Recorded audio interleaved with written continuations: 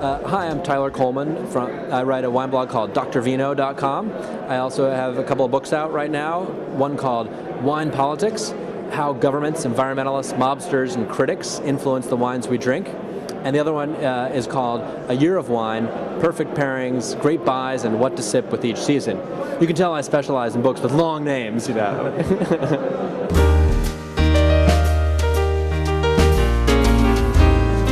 Well, I got into wine writing when I was doing my PhD in political science. A natural fit. But yeah, no, I wrote my PhD dissertation at Northwestern University on the political economy of the wine industry in France and the United States.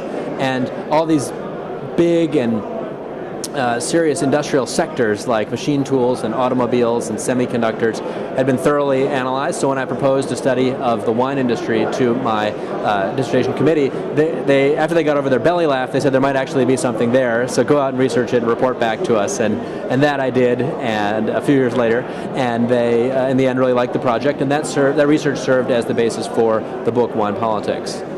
So yeah, it's been about 10 years, I would say. How long has the Dr. Vino blog been up? The Dr. Vino blog has been around since 2003, and at my graduation from my PhD, some of my friends were saying, congratulations, Dr. Colman. And then one guy said, yes, Dr. Vin. And I said, no, not Dr. Vin, it should be Dr. Vino. And so yeah, then somebody else thought that was a great idea, and he went over and bought me the Dr. Vino domain name and gave it to me as a graduation present. So then I said, whoa, now I've got this domain name, what do I do with it? And so I all of a sudden had to learn some HTML and started working on putting up some articles, and eventually adopted blogging software. And so yeah, it's great. It's really fun. I love blogging. Blogging is very interactive and fast-moving, and so it's a great medium.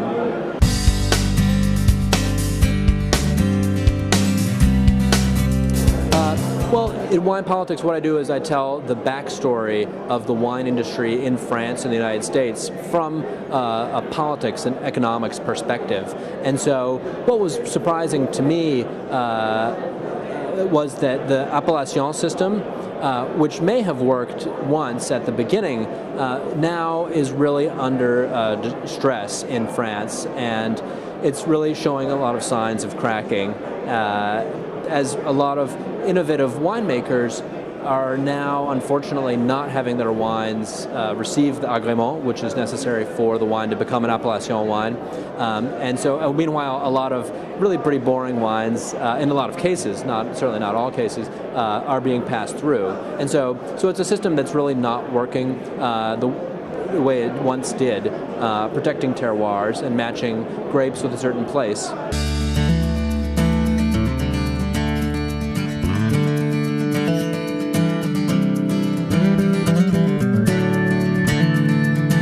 When I hear those terms, I think of actually wines that have a dual personality in a certain way, because they're wines of the future, because I think that consumers are very much interested in green wines, eco wines, whatever sort of larger category you want to call them.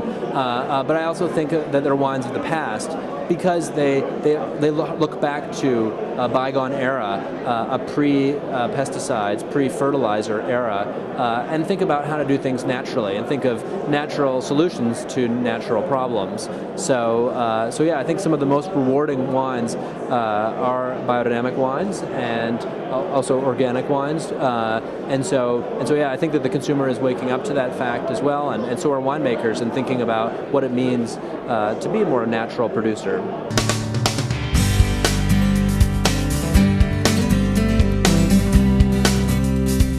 I think that the future of wine criticism will be quite different from the immediate past couple of decades of wine criticism. I think that a lot more wine writing and wine discussion will be happening online on websites like Organic Wine Journal and various forums and blogs and things.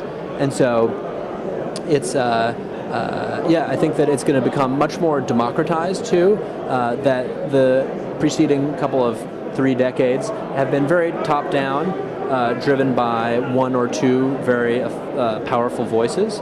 But I think that this new era of wine criticism is one that really has a lot of different voices, and a lot of people are getting involved in a lot of different ways, and much of that is happening online, because online is free or cheap, and it's very fast, and it has a worldwide reach. And so yeah, I think that it's a bear market for many things these days, but it's a bull market for online wine commentary.